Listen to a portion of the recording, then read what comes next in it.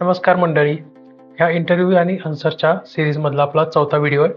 ह्यामध्ये आपण एक खूप मस्त क्वेश्चन बघणार आहे, तो म्हणजे wear do you see yourself in next 5 years.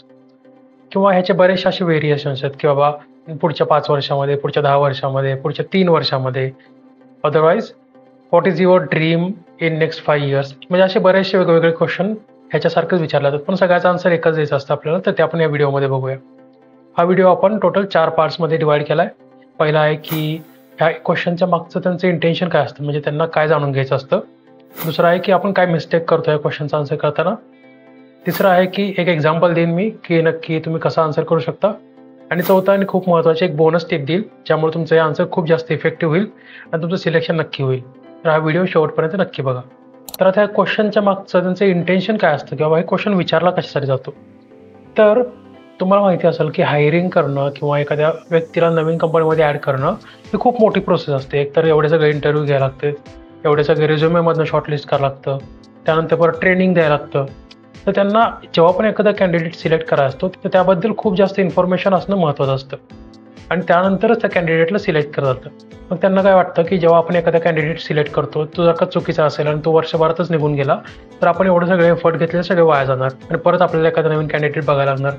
तर त्यांना ह्या क्वेश्चनमधून जाणून घ्यायचं असतं की तुझे पर्सनल गोल काय आहेत आणि तुझे जे पर्सनल गोल्स आहेत ते कंपनीच्या गोलशी मॅच होत आहेत का नाही. बऱ्याच वेळा ह्या क्वेश्चनचा आन्सर आपल्याला विचारल्यानंतर आपल्याला असं वाटतं की पुढच्या 5 वर्षाचा तर मी विचारच नाही केला अजून, मलाच नाही माहिती पुढच्या 5 वर्षात मी काय करणार आहे. AIचं एवढं डेव्हलपमेंट चालू आहे, AI येतो आहे, नवीन काहीतरी येत राहतं आहे. मला वाटतं की माझा जॉब राहील का नाही अजून काय माहिती, पुढच्या 5 वर्षात मला काय होईल मलाच काय माहीत नाही. काही जण तर इतके अतिशहाणे असतात की ते सांगतात की मी तुमच्या जागी बसलेला असेल पुढच्या 5 वर्षात. अरे वा, तू त्याच्या जागी बसणार, मग ते कुठं बसणार. तर मग अशी काही उत्तर दिली जातात ज्यामुळं खूप जास्त तुमचे चान्सेस कमी होतात. तर आता ह्या क्वेश्चनचा आन्सर करताना काही गोष्टी आपल्याला माहिती असणं गरजेचं आहे. पहिली गोष्ट म्हणजे तुम्हाला हे माहिती पाहिजे की तुम्हाला एक बेसिक आयडिया माहिती पाहिजे की आपल्याला ह्या करिअरमध्ये काय करायचं नक्की, म्हणजे पुढच्या 5 वर्षात काय करायचं किंवा पुढं जाऊन ॲटलिस्ट पुढच्या 2 वर्षात काय करायचं हे माहिती असायला पाहिजे. मग त्यानंतर पुढचं तुम्ही सांगू शकता. त्यासोबतच तुम्ही ज्या कंपनीमध्ये इंटरव्ह्यू देत आहे त्या कंपनीचे काय गोल्स आहेत ते तुम्हाला माहिती पाहिजेत. मग ते तुम्ही सोशल मीडियावरून कुठूनही गोळा करू शकता की नक्की कंपनी कोणत्या दिशेने चालली आहे, कोणत्या गोष्टींवरती ते काम करणार आहेत. ह्या गोष्टी तुम्ही गॅदर करणं गरजेचं आहे. आणि जेव्हा ह्या गोष्टींबद्दल तुम्हाला नॉलेज मिळेल तेव्हा तुम्ही काय करायचं की जे तुमचे पर्सनल गोल आहेत आणि जे कंपनीचे गोल आहेत त्या दोन्हीच्या अलाईन होईल असं काहीतरी एक आन्सर सांगायचं, जेणेकरून तुमचे पण त्यातून गोल दिसतील आणि तुम्ही कंपनीच्या सोबत आहात ते पण त्यांना दिसेल. आणि ह्या क्वेश्चनचा आन्सर सांगताना कधी असं नाही सांगायचं की मला मॅनेजर बनायचं आहे, मला CEO बनायचं, म्हणजे पोझिशन नाही सांगायची. तुम्ही काय सांगायचं की मी काय करू इच्छितो, मग गोल काय ते नाही सांगायचं, तुमची प्रोसेस तुम्ही सांगायची की मला हे करायचं आहे आणि जर काही सगळं मी करू शकलो तर मी हे बनवू इच्छितो असं सांगायचं. असं डायरेक्टली नाही सांगायचं की मी CEO बनेन आणि मॅनेजर बनेन. आणि या क्वेश्चनचा आन्सर सांगताना 2 पार्टमध्ये सांगायचं. एक पहिला म्हणजे शॉर्ट टर्म तुमचा काय गोल आहे जो असेल तुमच्या 1 ते 2 वर्षात, आणि पुढचा लॉंग टर्म म्हणजे 4 ते 5 वर्षामध्ये. असं सांगितल्यानंतर त्यांना खरं वाटतं की बाबा हां, हे जे सांगतोय तसं करू इच्छितोय तो, तर हे खरं असेल.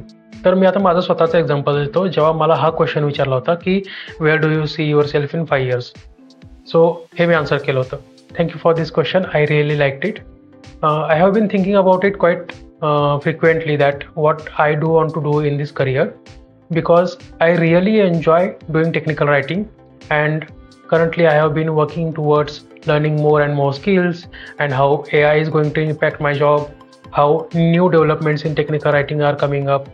So within next 1 to 2 years I will be learning everything about the style that you guys use here for technical writing, and I will be expert into it.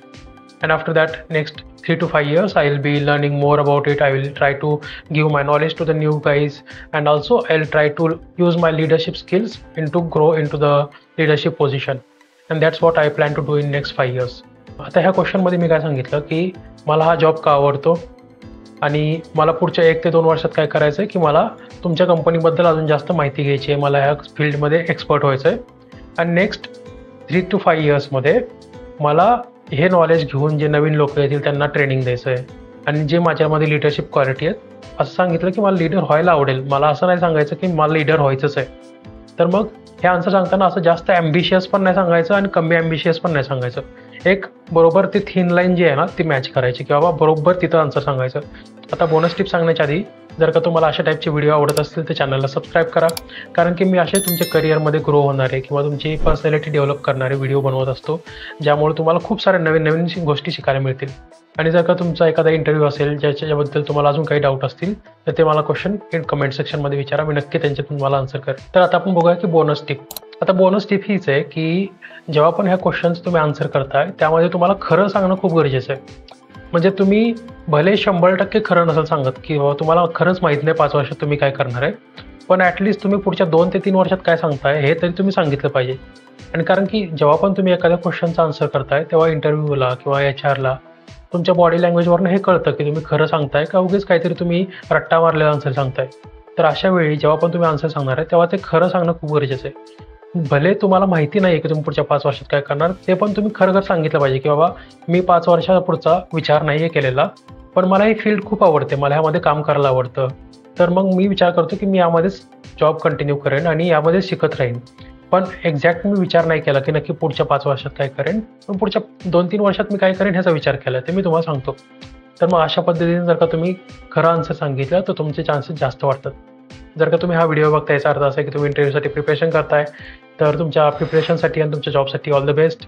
जर का हा व्हिडिओ आवडला असेल तर व्हिडिओला लाईक करा, चॅनलला सबस्क्राईब करा. Thank you for watching. Stay curious. Bye bye.